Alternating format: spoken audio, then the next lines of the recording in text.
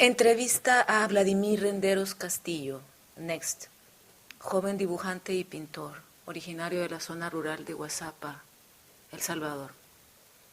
Next, ¿desde cuándo comenzaste a dibujar y a pintar, ya que vivías en la zona rural? Sí, procedo de ser de Guazapa, pero por la misma intención de poder estudiar, tuve que venirme para acá, para San Salvador, ¿no? Igual, entonces hubo un rollo también como de separarme un poco de mi familia y de dónde procedo. A temprana edad, quizás como unos 15 años, yo sentía bastante fijación por las expresiones gráficas, plásticas, y también estaba bastante influenciado como por el activismo. Desde chiquito. Eh, sí, es que hay una manera que hasta ahora ya grande la entiendo, que es, por ejemplo, yo tengo una hermana que ella es sorda muda. Fue bien curioso, por ejemplo, la relación que tuvimos porque empezamos a comunicarnos, ya que nos conocemos desde súper pequeños. Entonces, con ella logramos un nivel de comunicación casi que telepático. O sea, era una manera como de podernos comunicar casi que con las miradas. O sea, que vos podés hablar lenguaje de señas. Puedo algo súper básico, porque de hecho ella tampoco, en esa etapa no había estudiado aún el lenguaje de señas, pero habíamos logrado, imagínate, desarrollar un lenguaje casi orgánico. Entonces eso para mí, imagínate, a mi temprana edad, inconscientemente casi, se me venían ese tipo de valoraciones, de que el lenguaje verbal muchas veces puede ser hasta una limitante para uno, por ejemplo, imagínate, para poderse comunicar con gente de otro país. A mí un interés sobre la comunicación, ¿me entiendes? Cómo transmitir ideas. En la adolescencia. Pues en esa etapa era todavía un joven, bastante chico. Luego en mi adolescencia... Pero ustedes sufrieron, en su familia hubieron sí, violaciones a los derechos humanos, ¿verdad? Claro que sí. Sí, claro que sí. De hecho, yo ¿Qué a pasó? veces no lo menciono, fíjate, porque me cuesta ponerme como víctima o victimizar bastante porque... Es que veo tu obra, los dibujos espirituales, las esculturas que haces de barro. Sí, sí, de hecho hay bastante de eso porque yo me empecé a apoderar de las formas, de los objetos, de las armas, por ejemplo, porque sentían que tenían una gran capacidad de comunicarte algo. Ya que a mi temprano, bueno, cuando aún estaba chico y yo regresaba a Guazapa a visitar a mi abuela, a visitar al resto de mi familia, por ejemplo, a la que sobrevivió, o sea, mataron a abuelos, a mis tíos, a un hermano, que yo ni siquiera lo conocí, era bastante mayor que yo. Por ejemplo, cuando yo regresé a Guazapa, yo iba por las veredas y me encontraba colas de bombas, de morteros, fragmentos de granadas incrustadas en árboles. Eso posguerra. Sí, te estoy hablando como en el 97, 98, que yo regreso a Guazapa, ¿no? Yo nací en el 90. Extraía, por ejemplo, proyectiles de fusil, de calibre de G3, y yo estos plomos los sacaba de la pared de la cocina de mi abuela, y yo decía, ¿qué están haciendo estas cosas acá? ¿No? Y era como que ya no era tan necesario, por ejemplo, que me contaran lo que había ocurrido en la guerra, porque estos objetos de por sí me comunicaban las cosas que habían ocurrido ahí, ¿me entiendes? Encontrar árboles desgajados, pero que habían sobrevivido, ¿no?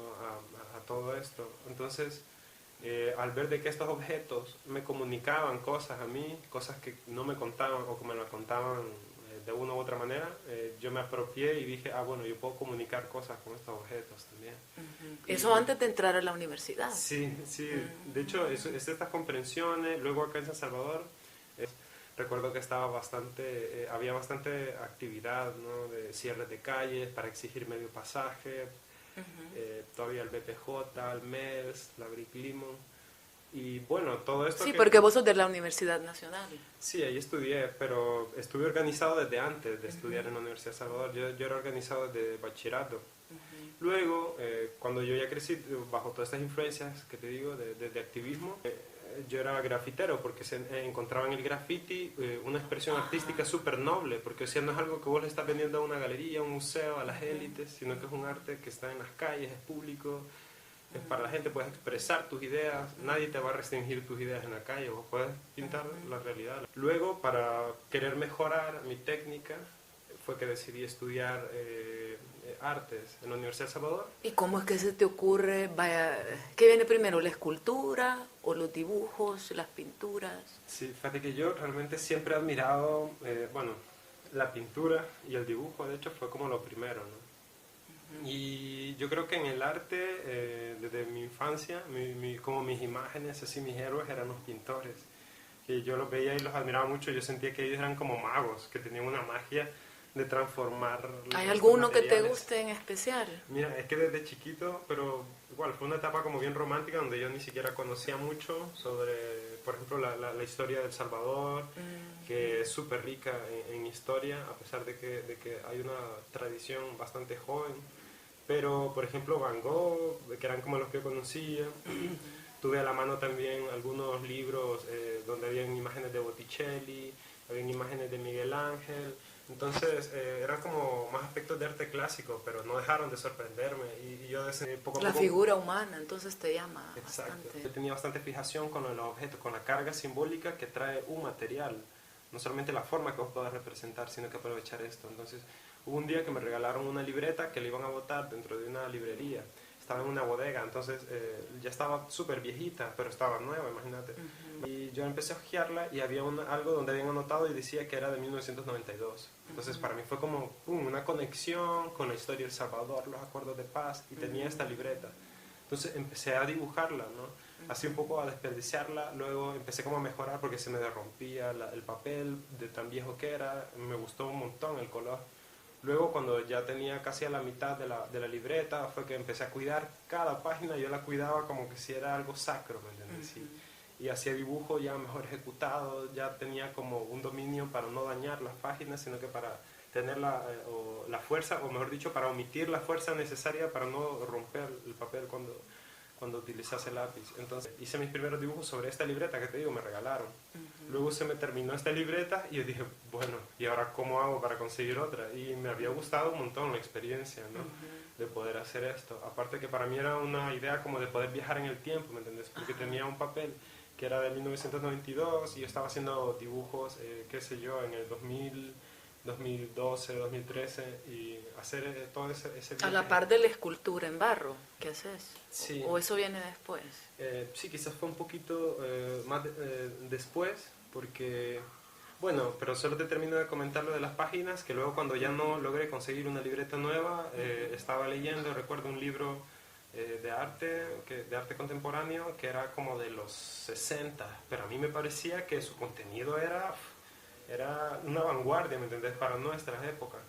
Entonces, ver esas fechas y ver el libro, entonces me fijé en la hoja de cortesía donde te da la información de qué fecha es este libro. Entonces encontré en esa cortesía, me apropié un poco de esta hoja de cortesía que traen todos los libros y empecé a dibujar sobre ellas. Entonces me permitía de esta manera poder seguir dibujando sobre papel viejo. En una, porque después pegaste varias. Exacto. Después para probar formatos, acordé que estaba trabajando solo formatos de tamaños de libros. Luego para poder trabajar con dimensiones un poco más grandes, empecé a hacer ensambles de papel y esto me permitía también aprovechar como las letras, el contenido de los libros. A veces los libros traían ya de por sí algunos dibujos que se veía como, no sé, como que enriquecían bastante la composición. Entonces ya para mí generar una composición iniciaba desde aprovechar cada forma, ¿no? Cada texto que traía los libros. Esos cada son los dibujo. dibujos espirituales. Sí, ¿Por qué le llamaste así?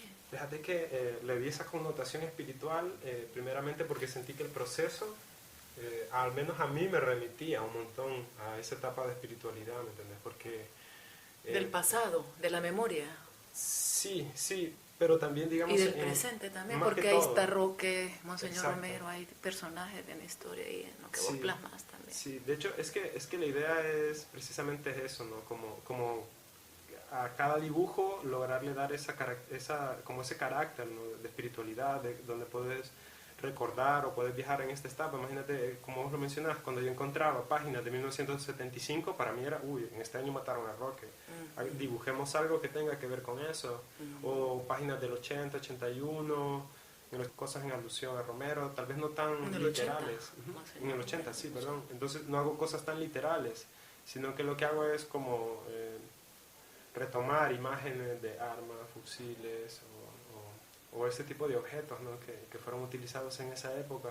Entonces luego empecé a trabajar con el barro porque el barro es el material, o es mejor dicho, sí, es una materia que abunda en Guazapa. O sea, el cerro de Guazapa es totalmente de barro. Entonces yo ando en una búsqueda en encontrar, poder producir piezas que sean de una riqueza autorreferencial. De ahí lo tomas. Uh-huh.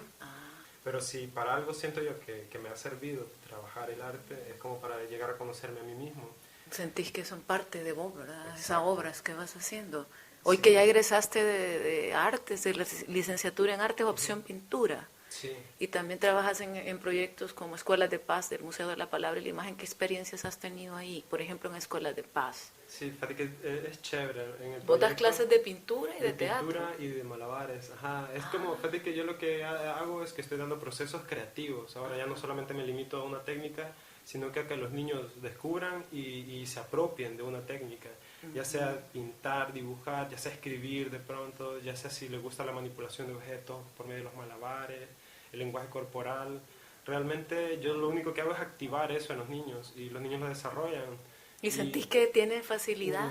Mira, es bien como sorprendente realmente, porque ves que los niños, o sea, son súper inteligentes, tienen una capacidad que te digo, o sea, un niño puede aprender en los 3 meses, por ejemplo, que le damos la facilidad de este conocimiento, aprende lo que yo, no sé, aprendí quizás en 5 años, ¿me entiendes? O sea, los niños son más receptivos y sobre todo cuando son niños de lugares bien desfavorecidos, ¿me entiendes? Sí, porque ustedes están trabajando en escuelas de alto riesgo. De alto riesgo les llaman en la zona metropolitana de San Salvador, con un proyecto del Museo de la Palabra y la Imagen, con el apoyo de BMZ y TDH Alemania, pero siento que están haciendo un gran trabajo con la juventud y además vos te estás como también desarrollando un bagaje cultural extraordinario, ¿verdad? Trabajando con jóvenes y haciendo tus muestras también, porque también estás en la palestra ahorita de los mejores artistas contemporáneos. Pues, ya estás llegando a ese nivel, ya estás.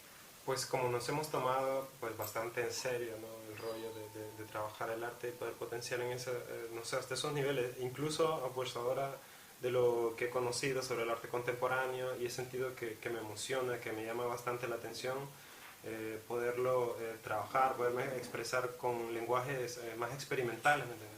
Es bien misterioso y a mí me gusta porque ahora es el proceso lo importante, ¿me entiendes? No es tanto cómo voy a terminar una pieza, sino que el proceso.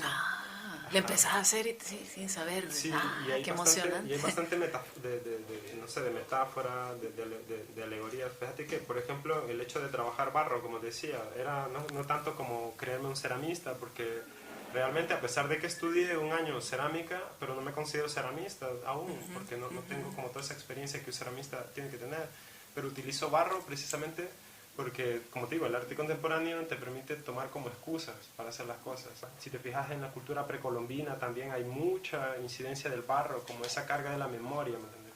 De hecho, yo estudiando cerámica, un día escuché esta frase de mi profesora que decía: el barro tiene memoria, dice, si ustedes trabajan mal la pieza desde un principio y de último lo quieren hacer bien, no les va a salir, tienen que empezarlo bien desde el inicio hasta el fin, porque el barro tiene memoria, dice. Entonces yo, no sé, no me pude sacar eso de la cabeza y fue que empecé a valorar eso, ¿no? La memoria que puede tener este material. Entonces yo ahora lo utilizo precisamente para eso, ¿no? Para hacer valoraciones de la memoria histórica. O sea, hay un rollo bien yuca, pues. Para mí es bien bonito poder dar clases, compartir, porque al menos no solo me estoy quejando o renegando de la situación actual o de las problemáticas actuales, sino que estoy tratando de aportar. Y las escuelas públicas están deterioradísimas. O sea, da asco ir a un baño, por ejemplo, de una escuela de estas. O sea, es que es imposible que uno va a ir con ganas de estudiar o con ganas de aprender a estos lugares de infraestructuras tan empobrecidas, ¿me entiendes? De que ya un montón de sectores de nuestra sociedad empezaron a enriquecerse gracias a la violencia. Sí, porque esto que ustedes hacen es prevención de violencia con el arte. Sí. Vos has hecho una exposición en la Pinacoteca de la Universidad Nacional. ¿Qué otras exposiciones me puedes mencionar que has estado? Sí, fíjate que, bueno, individuales, sí he tenido, por ejemplo, en la Pinacoteca, que fue como una de las primeras experiencias que tuve. Luego me animé a armar otro individual en el Museo de la Moneda, del Banco Central de Reserva. Este año también. Este año, sí. Exacto. Sí, he tratado de estar un poco activo, digamos, ahora que ya no estudio, ahora que ya egresé y todo el rollo, he tratado de estar bastante activo también en colectivas, en muestras colectivas. Por ejemplo, a inicio de año estuve en Opus Pocus, que era sobre artistas contemporáneos. Luego este año también estoy participando en la subasta del Museo Marte. una expo que se llama De X a Y, que es sobre la nueva generación de artistas contemporáneos, y hicieron una selección y bueno, me fui colado en esa selección, entonces sí, yo en súper Marte, contento. ¿o a dónde va a ser? Fíjate que este es en un espacio que se llama Point, que está igual acá en la Colonia Entonces ahí América. quedaste. Sí, o sea, por invitación, entonces es bien bonito de esa manera cuando te toman en cuenta y cuando uno realmente lo que estás haciendo es disfrutando, ¿no?, de lo que estás haciendo y canalizando, ¿no?, sobre todo. Igual en noviembre se viene una muestra que se llama Monstruo, que es sobre dibujo e ilustración, y ese es como es junto al evento de la Bienal Centroamericana digamos que se hizo este año allá en San José. Entonces de voladas hemos estado ahí un poco activos, que esa es como la intención, pero el rollo, el detalle de que por ejemplo yo no puedo de lleno dedicarme o al menos A todo el hasta arte, ¿verdad? Sí, sí, entiendo. porque obviamente tengo que trabajar, ¿no?, de alguna Así manera, es. porque para mí es estratégico trabajar para que mi arte no dependa. O sea, por ejemplo, por decirlo así, no tengo que obligar a mi arte a que yo tenga que comer de él, ¿me entiendes? Aunque, pues, por suerte me está yendo, pues, bien, ¿no? Depender de tu arte es, tenés que ser complaciente, ¿me entiendes? Tenés que acoplarte a lo que opine alguien más, de los gustos de alguien más, entonces yo eso no lo comparto. Realmente yo trato de hacer Vos propuestas. seguís siendo sin competir. ¿Querés seguir Exacto, no, siendo sin es que el competir? arte no es no Sin es como los copiar, deportes, ¿me ¿verdad? entiendes? No es Sí. como los Es un deportes. sentir. Ajá, a veces se malinterpreta y hay un montón de especulación bien inútil, pienso yo, alrededor del arte, que todo es pura arrogancia, porque todo es pura jactancia. Mi idea del arte es desmistificar el arte, ¿me entiendes? Es desmistificar. De hecho, yo utilizo materiales que, imagínate, tierra comprimida, hago proyectiles de esa manera, dibujos sobre páginas de libros usados, libros que compro o que me regalan, donde venden libros usados. De hecho, porque tengo un montón de amigos que venden libros usados y me he hecho amigo de ellos igual por mi interés hacia la literatura. Entonces, para mí también como mezclar el dibujo con mi interés de la literatura fue bien chivo, ¿no? Fue como que ir mezclando mis intereses personales, ir sacando propuestas de esto. Es algo que me estimula a mí y darme cuenta de que hay gente que reacciona también ante mis trabajos. Hay gente súper sensible, ¿me entiendes? Hay mucha gente que no le gusta, a otros Pues que sí, sí, de todo. pero es lo que, al menos a mí me alegra un montón, que haya gente a la que no le guste mi trabajo, porque mi Pues intención sí. principal en parte es eso, fíjate. No sé si es la manera más coloquial de decirlo, pero para mí mi intención también es joder un poco, ¿me entiendes? Por medio de la pintura. Yo tengo, por ejemplo, mis influencias salvadoreñas, o sea, actualmente hoy conozco un montón de artistas salvadoreños a quienes admiro un montón, dibujantes como Walterio, como José Rodríguez, como Gerardo Gómez. O sea, incluso Gerardo Gómez, por ejemplo, que es de los más jóvenes, yo inicié a pintar por Gerardo Gómez, porque yo una vez viendo un catálogo de pintura, mira, yo soy del campo, ¿me entiendes? Yo ver paisajes, ver bodegones, no era como lo mío, y decía, bueno, ¿para qué quiero pintar un paisaje si yo aquí tengo el paisaje de verdad y me da frescura? Entonces, no me gustaba mucho el paisajismo, ¿no?, o el arte más como tradicional. Y, por ejemplo, recuerdo que eso fue en una exposición en la Sala Nacional, aquí en la Sala Red, aquí en el Parque Bucatlán, una como retrospectiva de la pintura salvadoreña, y voy encontrando una pintura de Gerardo Gómez que era, o sea, era increíble, o sea, era Sí, como unos así símbolos que... grotescos, Sí. con colores súper vivos, y habían temas de corrupción política, había unas ratas doradas, mira, había una mujer con símbolos de pandillas en su cuerpo, tatuajes, un soldado con la cabeza dentro del culo de alguien más, o sea, yo era como, wow, aprovechando que yo pues aún me consiento que estoy joven. Hay una frase, por ejemplo, que no sé si es de Allende o de Castro, pero de que ser joven y no ser, y no ser revolucionario es un error, es una contradicción hasta biológica o genética, o sea, Sí, entonces sí, yo decía, Allende bueno, creo que dijo. ajá, yo voy a dejar de ser joven en algún momento, ya no voy a poder tener la misma rebeldía que tengo ahorita, entonces ahorita ¿Por la qué voy a no? aprovechar. Exacto. ¿Por qué no? Ajá. Pero bueno, para terminar, te agradezco. Te voy a decir Un unas gusto. palabras y me decís así en una palabra que pensás de ella. Censura. Es una limitante, ¿no? Arte. Es la vida, es vivir, es respirar. Pintura. Una excusa perfecta. Escultura. No sé, me hace sentir como una impresora en 3D, algo así. Pero es que para mí es todo el dibujo, escultura es dibujo. Y el dibujo para mí es escultura. ¿Y next quién es Vladimir? Pues es un misterio para mí, aún no lo descubro quién es, pero es alguien que tiene muchos sueños y que lucha por sus sueños, ¿eh? Eso sí.